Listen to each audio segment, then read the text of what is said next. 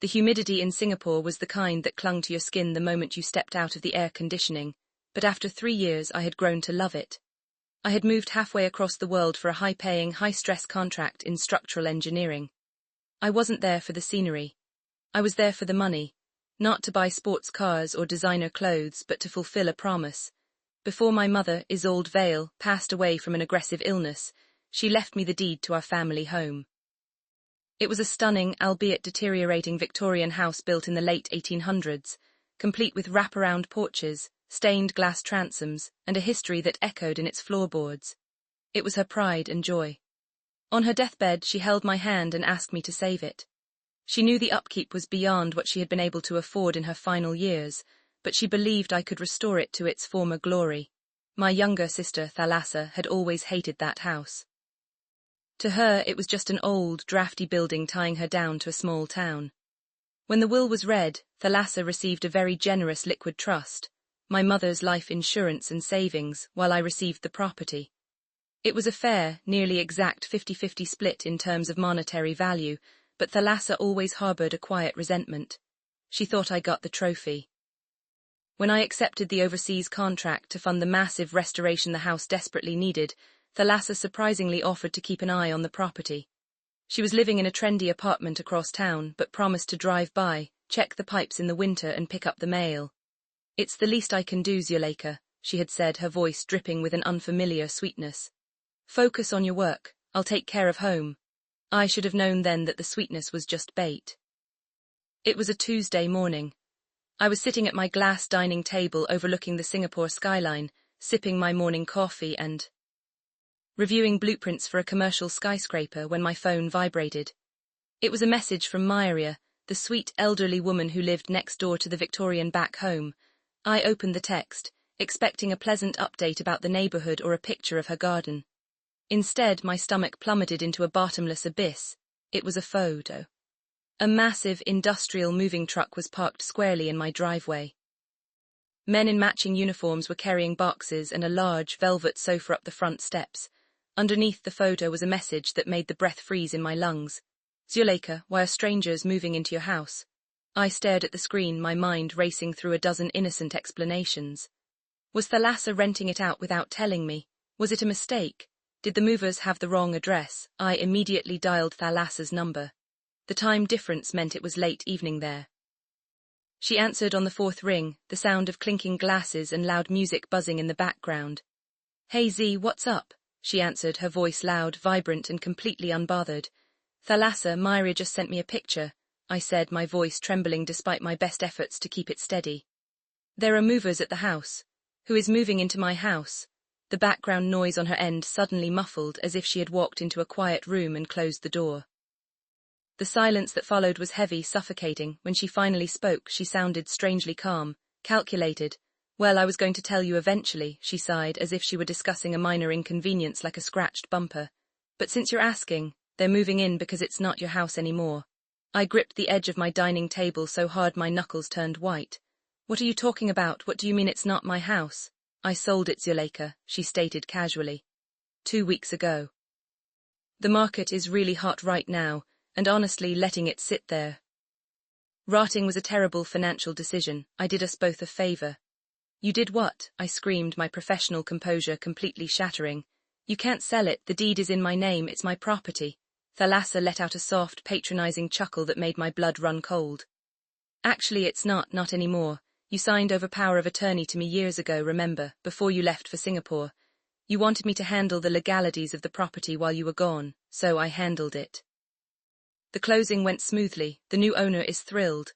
My vision blurred. I had never in my entire life signed a power of attorney. I would never hand over legal control of my mother's legacy to a sister I knew was fundamentally irresponsible with money. "You're lying," I breathed out. "I never signed anything."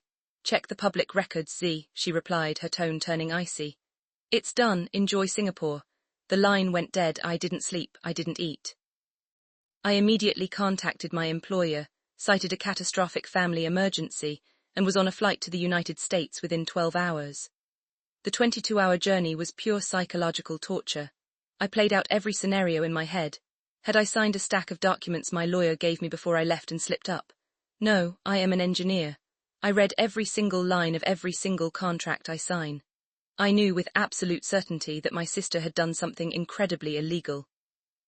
I landed on a Thursday afternoon, rented a car, and drove straight to my hometown. I didn't even stop at a hotel to drop off my luggage. I drove straight to the Victorian. When I pulled up to the curb, the sight nearly broke me.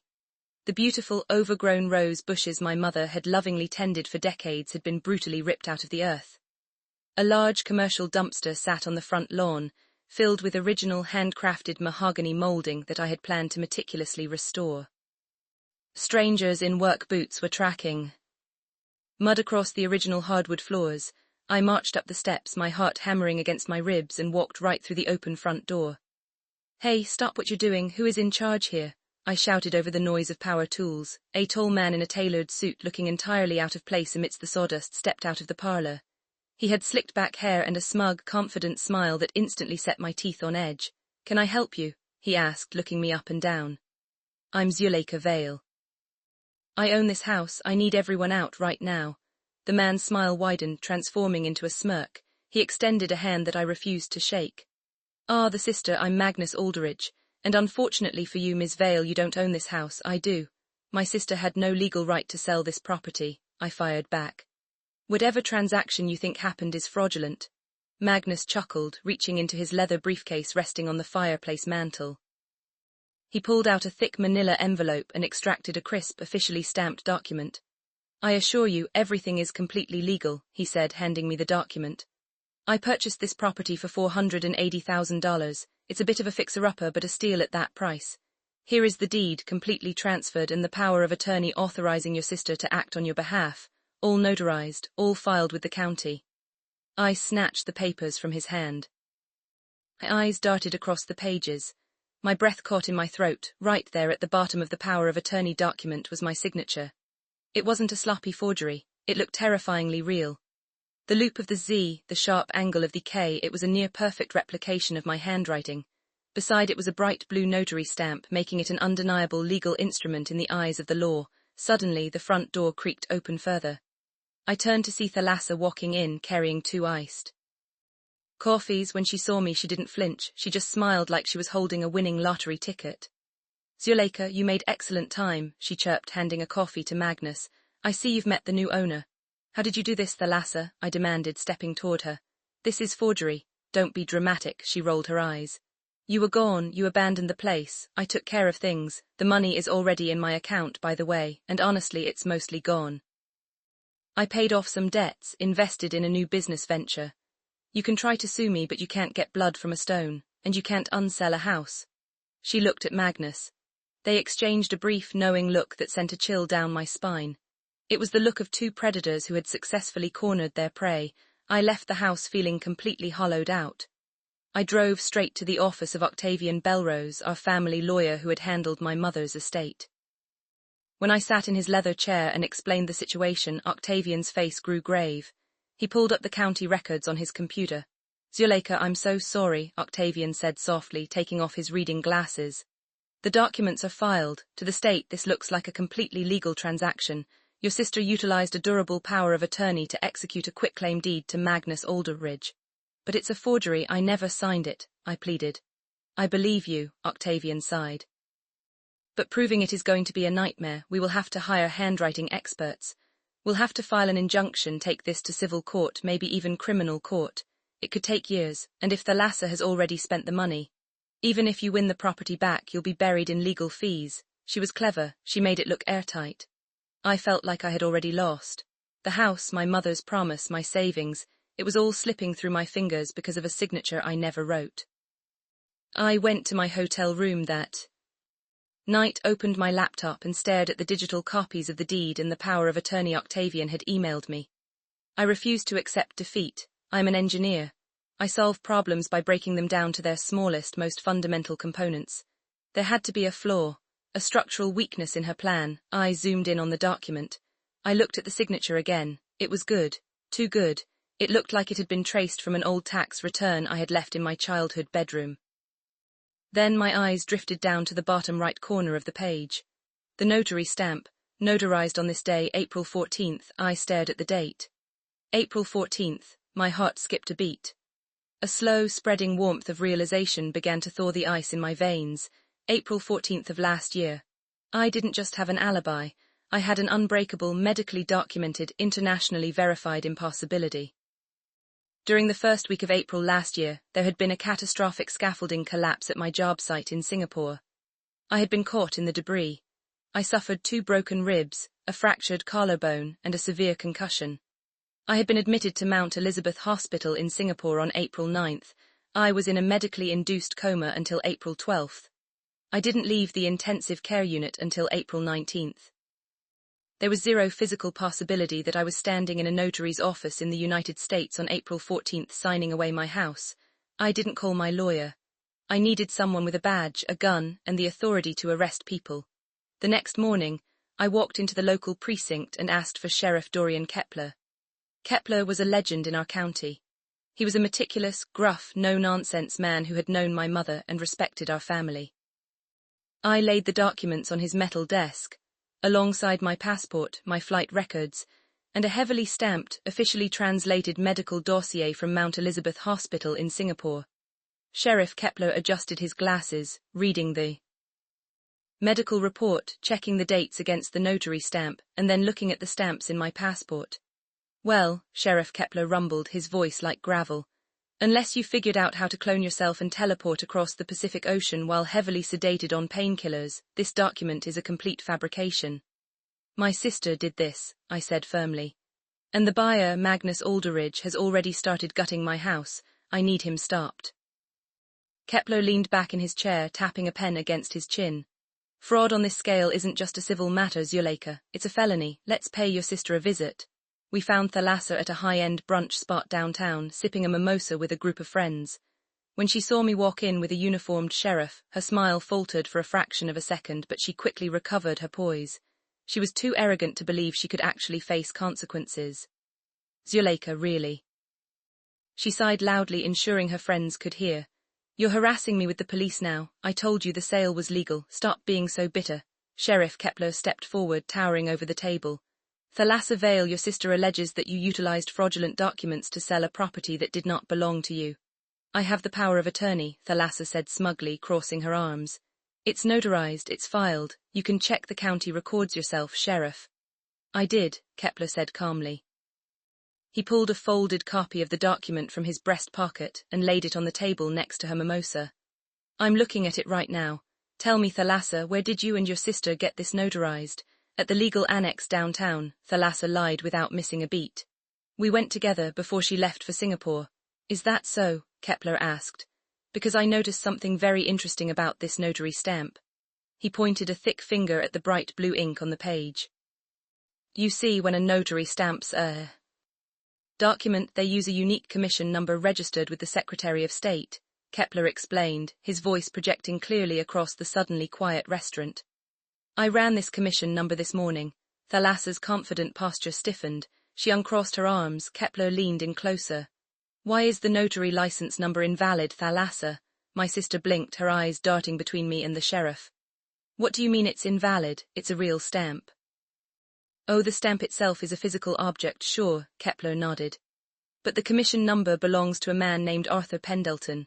Arthur was a lovely man, served as a notary for 40 years. But he can't notarize documents anymore, because Arthur Pendleton died 4 years ago of a heart attack.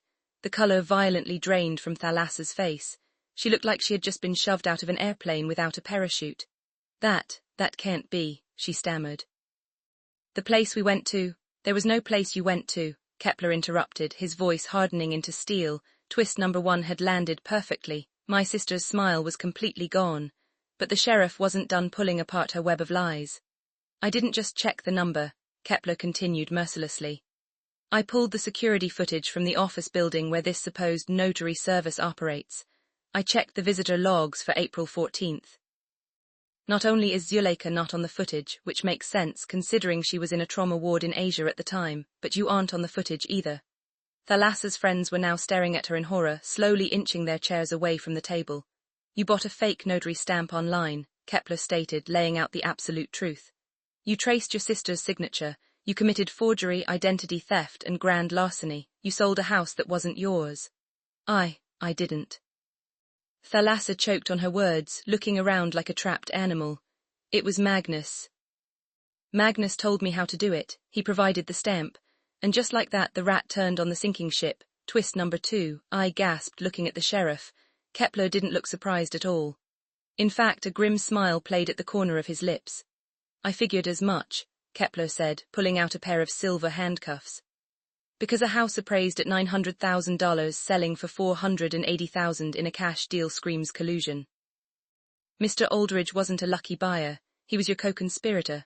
The sheriff pulled her up from the table, ignoring her sudden, hysterical sobbing, and cuffed her hands behind her back. Thalassa Vale, you are under arrest. The investigation over the next 48 hours moved with lightning speed. A judge instantly granted an emergency injunction halting all work on my house. Magnus Aldridge was arrested at his country club the following morning.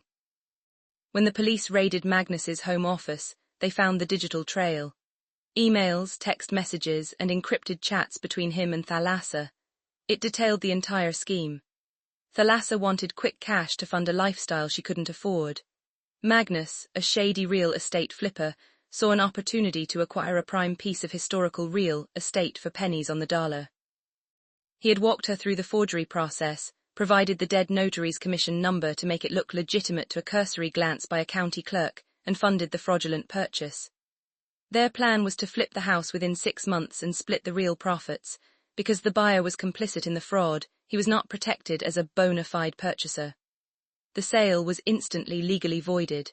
The deed was struck from the county records. The house was mine again. But my sister, sitting in a county jail cell, still thought she had an out. She hired an expensive defense attorney using the remaining funds from the fraudulent sale. Through her lawyer, she sent a message to me. She wanted to make a deal. If I dropped my push for maximum sentencing, she would use her half of our mother's liquid estate, the trust fund she inherited, to pay me back for the damages done to the house by Magnus's demolition crew. She thought she still had leverage. She thought she still had her inheritance. She was wrong.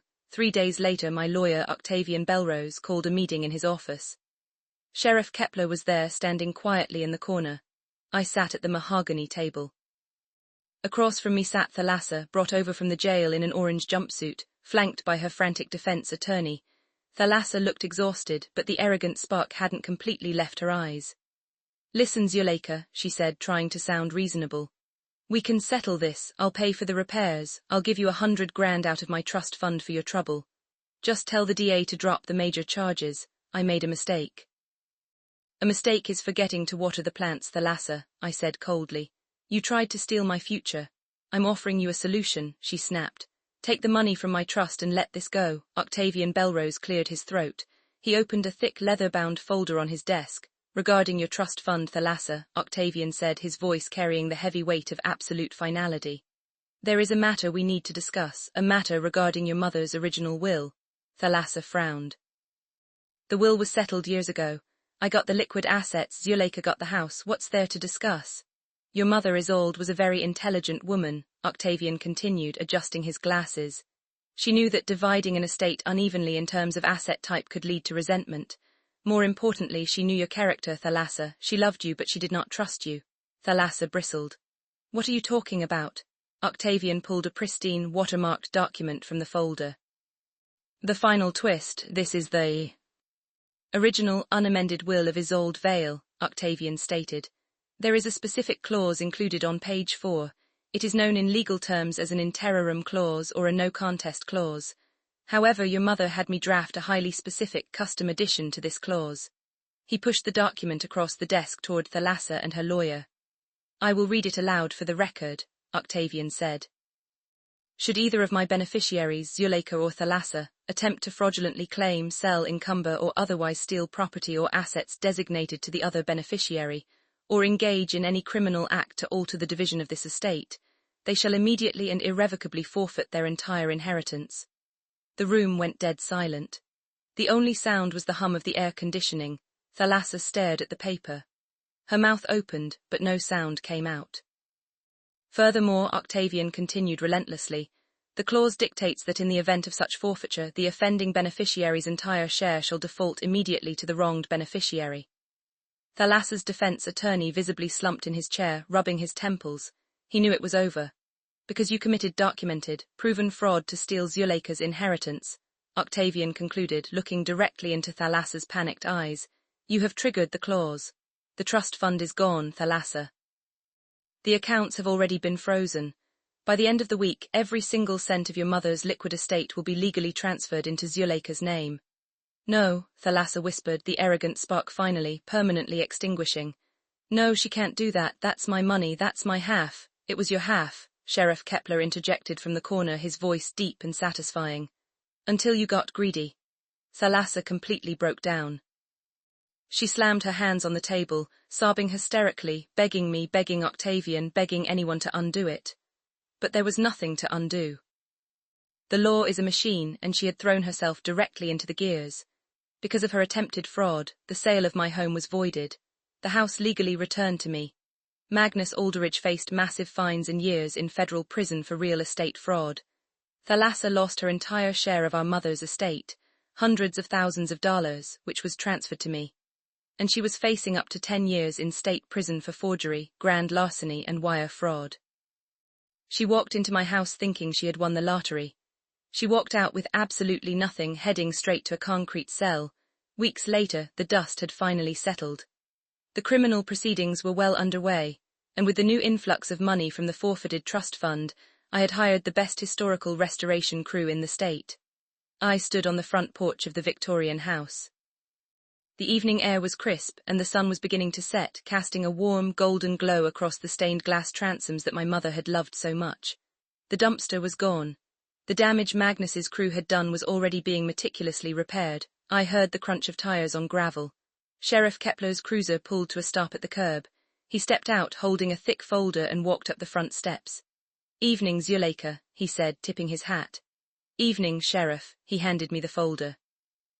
Inside was the certified, perfectly legal restored deed to the house, firmly in my name, alongside the paperwork finalizing the transfer of the trust fund. Thought you might want the hard copies, Kepler smiled softly. Looks like the house always belonged to you. I looked out toward the street. In my mind, I pictured Thalassa sitting in the back of a patrol car, watching her life crumble because she thought she was smarter than everyone else. Because she thought she could take what wasn't hers. I looked back at the house, tracing the grain of the wood on the porch railing. I took a deep breath, the air tasting sweeter than it had in years. I was finally breathing again. I smiled, holding the deed against my chest, and whispered to myself, some things were never hers to steal.